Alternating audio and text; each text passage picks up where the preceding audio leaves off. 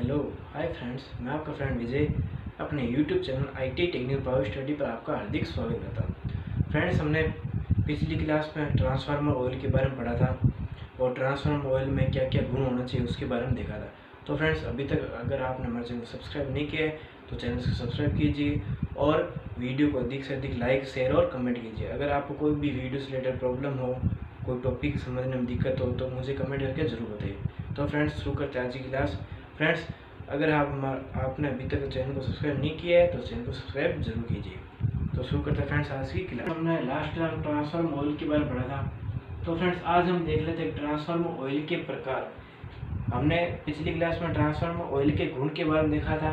आज हम transformer oil जो है उसके प्रकार के बारे में देख लेते हैं कि ट्रांसफार्मर ऑयल के कौन कौन से प्रकार होते हैं, कितने टाइप के ट्रांसफार्मर ऑयल होता है। तो फ्रेंड्स, दो टाइप के आपके ट्रांसफार्मर ऑयल होते हैं। किस तरह के होते हैं? दो टाइप के ट्रांसफार्मर ऑयल होते हैं। एक तो होता है सिंथेटिक, दूसरा है फ्रेंड्स खनिज तेल। ट्रांसफार्मर ऑयल दो तरह का होता है। एक तो होता है सिंथेटिक ऑयल और दूसरा होता है खनिज तेल प्रकार का। सिंथेटिक तेल में क्या होता है फ्रेंड्स, ये कैसे तैयार होता है? यह सिलिकॉन हाइड्रोकार्बन से तैयार होता है। ये किससे तैयार होता है? Silicon hydrocarbon. हाइड्रोकार्बन क्या होता है फ्रेंड्स? ऐसा यौगिक जिसमें हाइड्रोजन और कार्बन दोनों की मात्रा हो, वो क्या होता है? हाइड्रोकार्बन होता है। ठीक है फ्रेंड्स, तो सिलिकॉन हाइड्रोकार्बन से मिलकर बना होता है कौन सा? Synthetic oil. ठीक है, ये फ्रेंड्स, ये जो सिंथेटिक ऑयल होता है ये थोड़ा महंगा होता है। ठीक है, यह तेल, हम फ्रेंड्स अभी सिंथेटिक ऑयल की बात करें। ठीक है, यह तेल क्या होता है? महंगा होता है।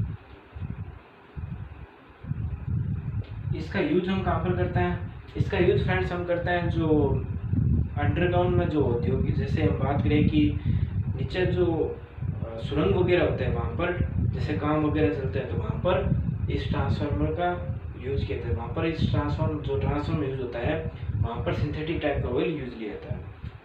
तो इसका उपयोग करते हैं सुरंगों में लगे ट्रांसफार्मर में इसका यूज होता है फ्रेंड्स। ठीक है, सुरंगों में जो ट्रांसफार्मर लगते हैं, सुरंग वगैरह हो गए, अंडरग्राउंड हो गए, वहाँ पर जो ट्रांसफार्मर लगता है उसमें सिंथेटिक ऑयल भरा होता है। उस ट्रांसफार्मर में क्या भरा होता है? सिंथेटिक ऑयल भरा होता है। सिंथेटिक ऑयल किससे बनता है? सिलिकॉन और हाइड्रोकार्बन से मिलकर बना होता है। ठीक है फ्रेंड्स, अब बात कर लेते हैं नेक्स्ट हम खनिज तेल की। खनिज तेल की फ्रेंड्स, खनिज तेल क्या होता है? ये एक तरह का क्या होता है? ये एक तरह से पेट्रोलियम के शोधन से प्राप्त होता है। पेट्रोलियम को अच्छी तरह से शोधित करके इस खनिज तेल को प्राप्त किया जाता है। तो इसका निर्माण पेट्रोलियम के शोधन से होता है।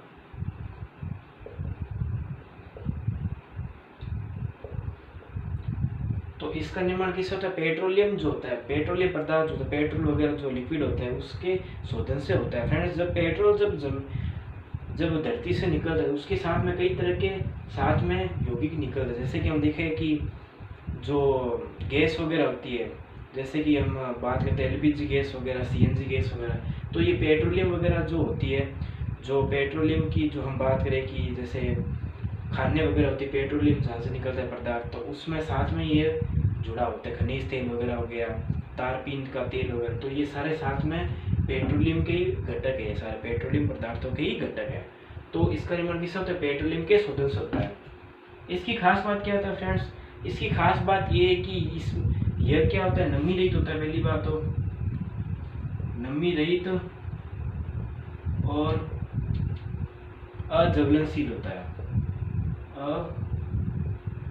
ज्वलनशील होता है, मतलब फ्रेंड्स ये ज्वलनशील नहीं होता।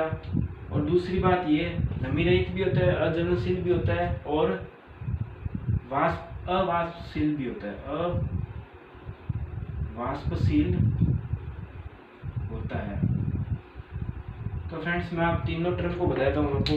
नमी रहित का मतलब इसमें मॉइस्चर तो होता ही नहीं। पहली बात, कोई भी तेल मॉइस्चर होगा तो वो तेल हम यूज में नहीं ले सकते हैं। उसके बाद अज्वलनशील। आप जानते हैं कि पेट्रोलियम क्या होता है, ज्वलनशील पदार्थ है, लेकिन ये जो खनिज तेल है ये क्या होगा, अज्वलनशील होगा, मतलब जलेगा नहीं। क्योंकि हमने ट्रांसफार्मर ऑयल के गुण पढ़े थे कि ट्रांसफार्मर ऑयल क्या होना चाहिए, अज्वलनशील होना चाहिए। अगर ज्वलनशील होगा तो वो जल जाएगा। उसके अलावा अवाष्पशील। पेट्रोलियम पदार्थ जो होता है या फिर डीजल वगैरह होता है, ये क्या होता है, वाष्पशील होता है, लेकिन ये क्या होता है, इसको अच्छी तरह से शोधित करके इसका निर्माण किया जाता है, तो ये क्या होता है, अवाष्पशील होता है। एक तरह से देखा जाए तो ये तरह क्या होता है, मोबिल ऑयल ही होता है। मोबिल ऑयल इसी को कहते हैं फ्रेंड्स, मोबिल ऑयल होता है एक तरह का, ठीक है फ्रेंड्स। तो मोबिल ऑयल खनिज तेल को ही बोलते हैं। तो फ्रेंड्स उम्मीद है आपको ट्रांसफार्मर ऑयल के बारे में पता लग गया होगा कि ट्रांसफार्मर ऑयल कितने तरह का होता है, 2 तरह का होता है। एक तो कौन सा होता है, सिंथेटिक यानी कि कृत्रिम तेल होता है, और एक होता है खनिज तेल। खनिज तेल का निर्माण किस होता है, पेट्रोलियम के पदार्थ होता है। गुण कौन से होता है, गुण के बारे में मैंने कल बताया कि ट्रांसफार्मर ऑयल में क्या गुण होना चाहिए। तो क्या होना चाहिए कि पहली बात है वो क्या होना चाहिए, अवाष्पशील होना चाहिए।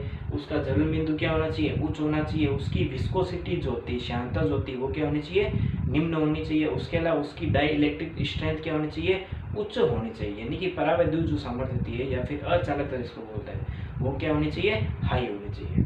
ठीक है फ्रेंड्स, तो आज हम नेक्स्ट आगे बात करते हैं कि अगर हमारे को ट्रांसफार्मर ऑयल के का परीक्षण करना, तो परीक्षण के लिए कौन कौन सी विधियाँ होती है, तो उसके बारे में हम ज़्यादा डिस्कस नहीं करेंगे, बस विधियों के नाम ही पता होना चाहिए। क्योंकि विधियों पर ज़्यादा पूछा नहीं जाता कि विधियों का कैसे इस्तेमाल करते हैं, वैसे कुछ नहीं है, बस इसकी विधियों के बारे में नाम ही जानना जरूरी है हमारे। ठीक है, तो हम देख लेते हैं कौन कौन सी विधियाँ हैं।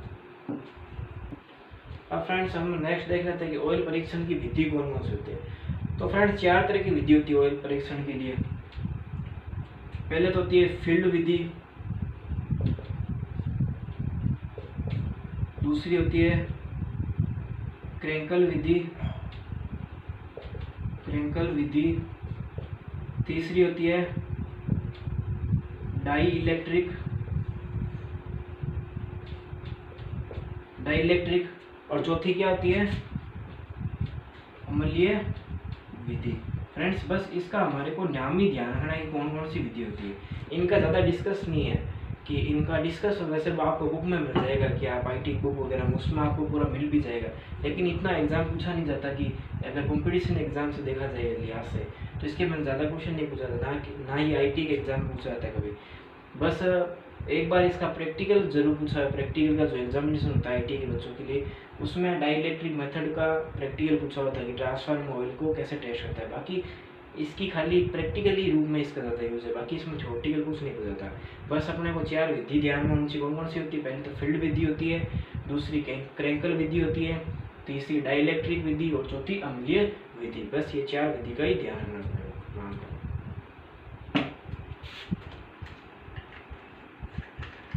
कर लिया बेटा, बात कर लेते हम ट्रांसफार्मर के शीतलन के मेथड के बारे में। ट्रांसफार्मर शीतलन के प्रकार। पहले हम फ्रेंड्स बात कर लेते हैं ट्रांसफार्मर शीतलन क्या चीज होती है। ट्रांसफार्मर क्या होता है, मैंने बताया ट्रांसफार्मर कूलिंग की जरूरत क्यों पड़ती है। ट्रांसफार्मर में जो कोर होती है, कोर क्या होती है, कोर गर्म होती है। तो कोर की गर्म होती क्यों है, कोर गर्म होने का कारण ये है कि उसमें जो लॉसेस होते हैं, कोर में जो लॉसेस होते हैं उसके कारण क्या होती है, कोर गर्म हो जाती है।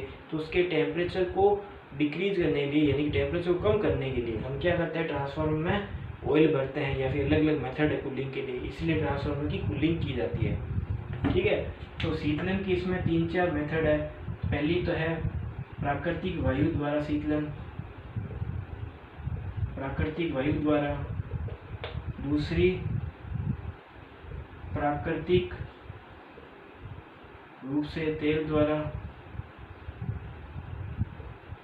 ठीक है, तीसरा है फ्रेंड्स मेथड वायु ब्लास्ट। चौथा है जल द्वारा।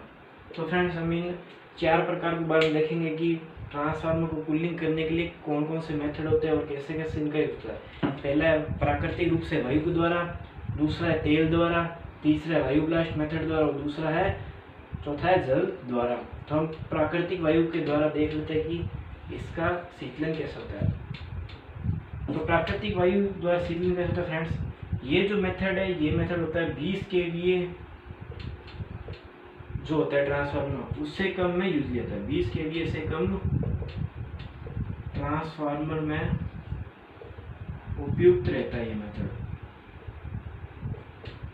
20 kVA से कम, kVA यानी कि किलो वोल्ट एम्पियर से जो कम क्षमता वाला ट्रांसफार्मर में उसमें उपयुक्त रहता है प्राकृतिक वायु द्वारा शीतलन की विधि।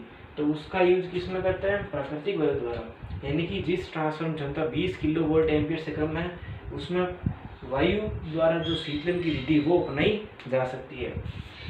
अब इसमें फ्रेंड्स हम नेक्स्ट देख लेते हैं कि होता कैसे इसमें शीतलन। इसमें क्या होती है फ्रेंड्स, जो कोर होती है, कोर का क्षेत्रफल अधिक रखा जाता है। कोर का क्षेत्रफल क्या होता है फ्रेंड्स, ज्यादा रखते हैं ताकि जो शीतलन अधिक हो सके, और आवश्यक संख्या में क्या बनाता है, वायु मार्ग बनाया जाता है। आवश्यक संख्या फ्रेंड्स क्या बनाता है, वायु मार्ग बनाया जाता है। जैसे मैं बात करूं कि ये मान लो ट्रांसफार्मर है आपका, इसमें ये आपकी कोर है लगी हुई, तो इसमें इस टाइप से ट्रांसफार्मर की अंदर से इस टाइप की क्या है, कोर में लगी वाइंडिंग है। अब इसमें क्या होगा, वाइंडिंग में क्या होगा, आराम से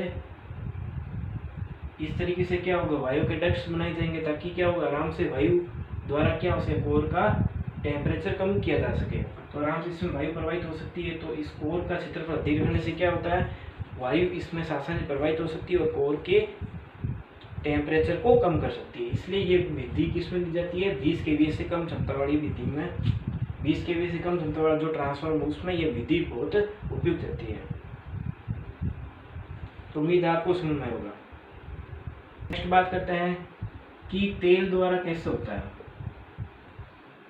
तेल द्वारा शीतलन, तेल द्वारा कूलिंग कैसे होती है, तो तेल द्वारा कूलिंग के लिए भी दो विधि होती है।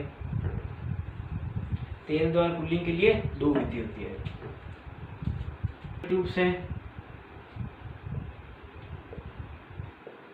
और ब्लास्ट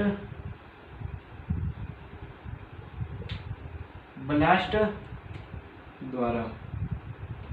ये ब्लास्ट क्या होता है इसके बारे में बताऊंगा कि ब्लास्ट विधि क्या है।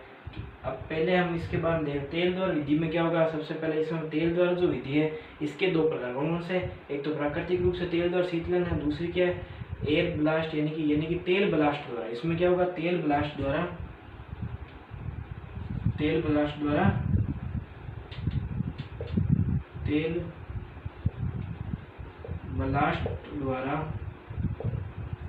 शीतलन। तो प्राकृतिक रूप से तेल द्वारा शीतलन और तेल ब्लास्ट द्वारा शीतलन। तो हम पहले देख रहे हैं प्राकृतिक रूप से तेल से शीतलन कैसे होता है। तो प्राकृतिक रूप से देख लेते हैं। इसमें क्या होती है कि जैसे मान लो मैं आपको डायग्राम रूप समझाऊं, तो ये ट्रांसफार्मर की कोर है, ठीक है, बाहरी आवरण है, इसमें क्या लगी है, कोर लगी है ट्रांसफार्मर में, ठीक है। अब इसमें क्या होगा, इसमें ऑयल भरा जाएगा, ट्रांसफार्मर की कोर में क्या भरा जाएगा, ऑयल भरा जाएगा।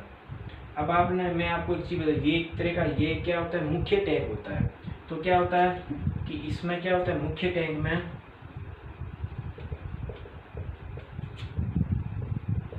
तेल भरा जाता है। इसमें क्या होता है, मुख्य टैंक में क्या भरा जाता है फ्रेंड्स, तेल भरा जाता है। अब तेल क्या करता है फ्रेंड्स, तेल क्या होगा, जो कोर की जो गर्मी यानी कि वाइंडिंग की जो गर्मी है उसको सोख लेगा और उसको वातावरण में फैला देगा बाहर। तो कोर क्या करती है, कोर ऊष्मा ग्रहण करके वातावरण में फैलाकर ट्रांसफार्मर को ठंडा रखती है। तो क्या होती है कि मुख्य रूप से क्या होता है, इसमें टैंक में क्या होगा, एक तेल भरा होगा, ट्रांसफार्मर ऑयल भरा होगा। अब उसमें क्या होगा, अब तेल क्या काम करेगा, कोर से क्या करेगा, ऊष्मा ग्रहण करके क्या करेगा, वातावरण में फैला देगा। तो फ्रेंड्स उम्मीद है आपको हमारी वीडियो पसंद आई होगी। नेक्स्ट टाइम फ्रेंड्स इसके आगे हम मेथड और पढ़ेंगे कूलिंग के मेथड। तो फ्रेंड्स वीडियो पसंद आया हो तो लाइक कीजिए, शेयर कीजिए और कमेंट कीजिए। तो मिलते हैं फ्रेंड्स नेक्स्ट क्लास में, तब तक के लिए जय हिंद जय भारत।